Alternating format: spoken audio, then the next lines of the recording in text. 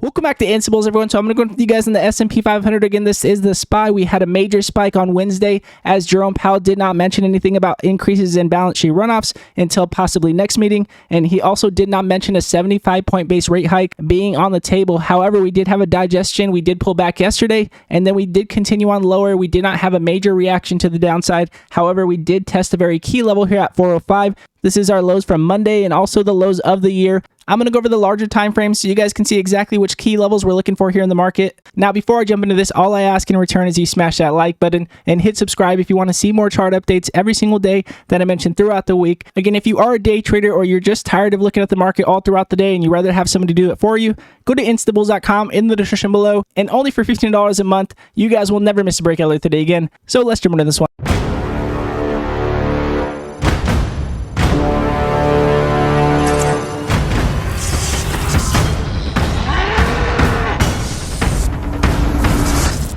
So jumping into the daily chart with you guys here on the SPY to recap on all of this week's videos.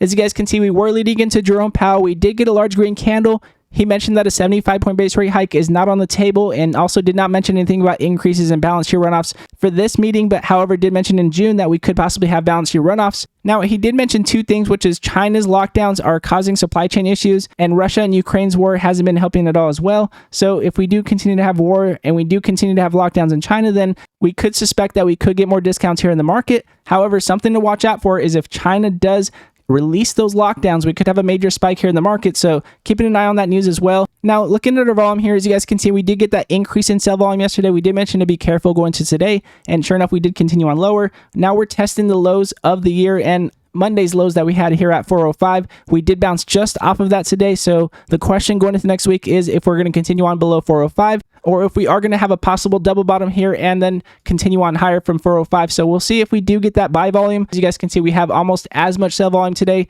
as we did as Wednesday when we got that green spike with Jerome Powell. So we're going to be careful here, making sure we do get this continuation on momentum. But if we do continue on lower, again, we do have our channel here that we have been watching. If we do continue on lower, then we will bounce off of our channel and to look to see if we can either bounce off of this or continue on lower. If we do continue on lower, again, many discounts in the market. Again, if we do continue on lower, we could be bouncing off of this and continue on higher. We'll see exactly how we bounce off of this. Our 20-day moving average is below our 50, showing us that we still could continue on lower. We do have a momentum candle coming out today with some sell volume coming in. So again, we would need a large increase in buy volume and breaking above all of our previous sell volume points to get that confirmation on a major double bottom here to continue on higher. So again, just being careful with that 405 level going into next week, going into Monday. So if we do get that bounce, we'll have more intraday plays. And if we do continue on lower, just staying patient, letting these levels come to us, because once those levels do come to us and we start to get that bullish momentum like we had in March, again, we had one of the worst months ever last month because we had a major spike in March. So